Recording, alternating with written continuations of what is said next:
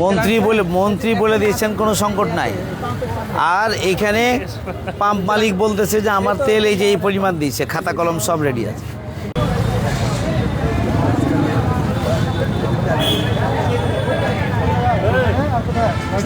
বলছি যে তেল মাপে যেন কম বেশি না হয়, জনগণের উপরে ক্ষুব্ধ হওয়া যাবে না। প্রয়োজনীয় পরিমাণ পেট্রোল ডিজেল না পেলে তো মেজাজ খারাপ হবে, এটাই স্বাভাবিক।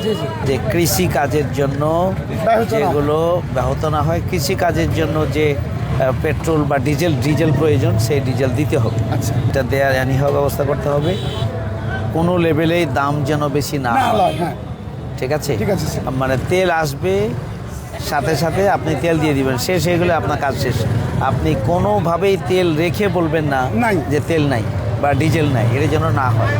লাইসেন্স রাস্তায় দেখবে ট্রাফিক, আপনার দায়িত্ব, আপনি তেল দিবেন, লাইসেন্স দেখার দায়িত্ব আপনার।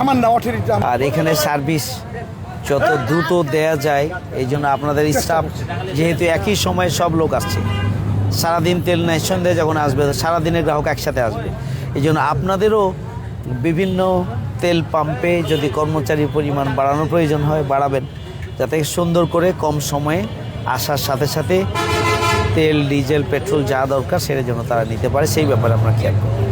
এখানে আসার পরে কাদের লাইসেন্স আছে আর কার নাই, এই জিনিসটা আমি বলতে একটু এটা কেন আপনারা করছেন?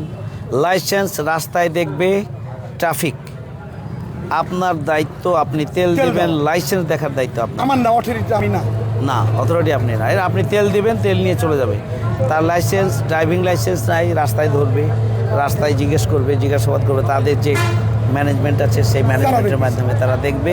কিন্তু এই ধরনের একটা অভিযোগ আসলো যে তেলের পাম্পে ট্রাফিক থাকছে সার্জেন্ট, এবং যার লাইসেন্স নাই তাকে উল্টা ধরে মামলা দেওয়া হচ্ছে।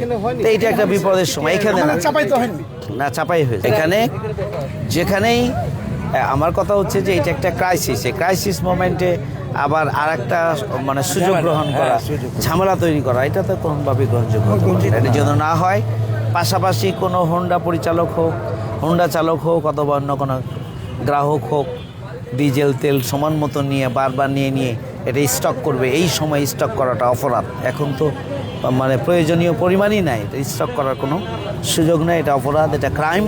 এখান থেকেও মানুষকে দূরে থাকতে হবে। এই ব্যাপারেও আমি জনগণ, বিশেষ করে যারা আমাদের গ্রাহক যারা তেল এবং ডিজেল পেট্রোল যারা ব্যবহার করেন, সেই ব্যবহারকারীদের প্রতি, গ্রাহকদের প্রতি আমি বিনীত অনুরোধ করবো, আহ্বান জানাবো, এই ক্রাইসিসের সময়ে আবারও আপনারা নতুন ক্রাইসিস তৈরির কাজ করবেন না।